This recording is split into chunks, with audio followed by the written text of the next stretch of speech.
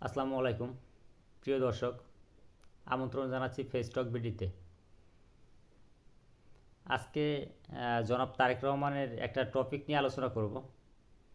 উনি 2 থেকে 3 দিন সম্ভবত আগে হবে একটা বক্তৃতায় বলেছিল যে কিছু মানুষ বা কোনো গোষ্ঠীকে ইদানিং বলতে শুনছি, অমুককে দেখলাম, তমুককে দেখলাম, এরপর তমুককে দেখব। যাদের কথা তারা বলে তাদেরকে তো দেশের মানুষ 71 সালেই দেখেছে। কথাটা যদিও হয়তোবা জামায়াতকে ইঙ্গিত করে বলা হয়েছে, কারণ তারা ইদানিং জান্নাতের টিকিট বিক্রি করতেছে 2-1টা ভোটের জন্য। তারা প্রশাসনকে হুমকি ধামকি দিচ্ছে 2-1টা ভোটের জন্য। তারা হিন্দু শাখা খুলছে ভোটের জন্য। তারা জামাতের একজন প্রার্থী দিছে কৃষ্ণ নন্দী। উনি আবার একটা সংবাদ মাধ্যম করে আলোচনা করেছেন, সেখানে উনি বলেছেন যে ভারত থেকে ওয়ার্ল্ড হিন্দু স্ট্রাইগল কমিটির নেতা শিপন কুমার বসুর বিরুদ্ধে জীবনাশের হুমকি ও অকথ্য ভাষায় গালিগালাজ করার অভিযোগ করেছেন তিনি। আদৌ কি আসলে তাকে এ ধরনের হুমকি কিংবা গালিগালাজ করেছিল, নাকি এটাও ভোটের রাজনীতি? আসলে ভোটের যে খেলা জমে উঠছে, আজকে আবার তফসিল ঘোষণা হইল, 12 ফেব্রুয়ারি নির্বাচন হবে। কিন্তু জামাত যেভাবে আসলে ভোটের রাজনীতি শুরু করছে তাতে তো ইসলামকে দেখা যাচ্ছে না, কারণ তারা যেভাবে আসলে হিন্দু শাখা খুলছে, একটা ইসলামিক দল আসলে কতটুকু যৌক্তিকতা থাকে তাদের হিন্দু শাখা খোলার?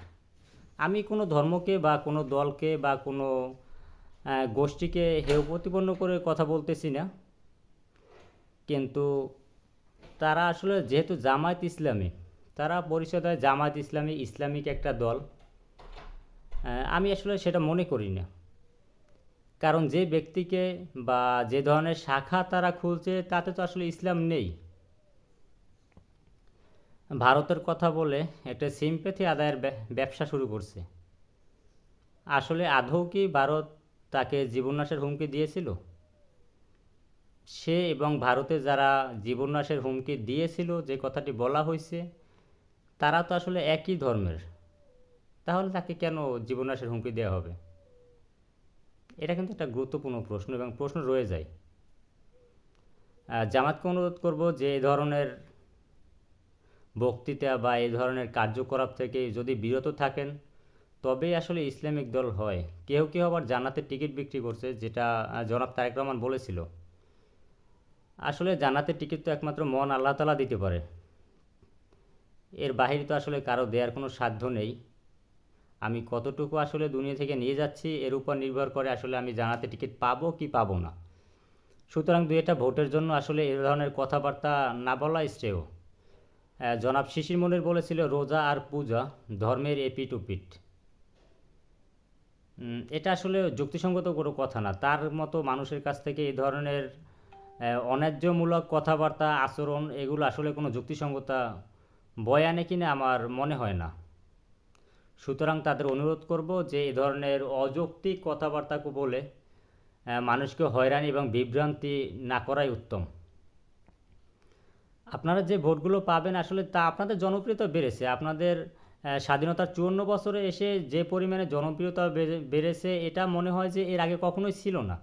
আপনারা সঠিক একটা সময় পার করতেছেন, কিন্তু কিছু কিছু ব্যাপারে কিছু কিছু কথা বলে আপনারা যেভাবে নিজেদের ভোট আরও নষ্ট করতেছেন, এর কোনো যৌক্তিকতা নাই ভাই। সুতরাং আপনাদের অনুরোধ করব এই ধরনের আসলে আজে বাজে কথাবার্তা থেকে আপনারা বিরত থাকেন। আর জনাব তারেক রহমান যে কথাটা বলেছে, এটা আসলে অযৌক্তিক বলেনি, কারণ আপনি অমুককে দেখেন, তমুককে দেখেন, এ ধরনের আশ্বাস, ওই ধরনের আশ্বাস, ধর্মের ব্যবসা, এ ধরনের কথাবার্তা বলে আপনারা যেরকম ভোটের চিন্তাভাবনা করতেছেন, আপনাদের তো আসলে 71-এ মানুষ দেখেছিল।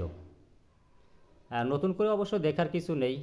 তারপরও আসলে কতটুকু দেখবে, কি ধরনের দেখবে আপনারা কি বয়ে বেড়াতে পারবেন, কি আনতে পারবেন এদেশের মানুষের জন্য, এটা আসলে সময় বলে দেবে। ধন্যবাদ। আসসালামু আলাইকুম।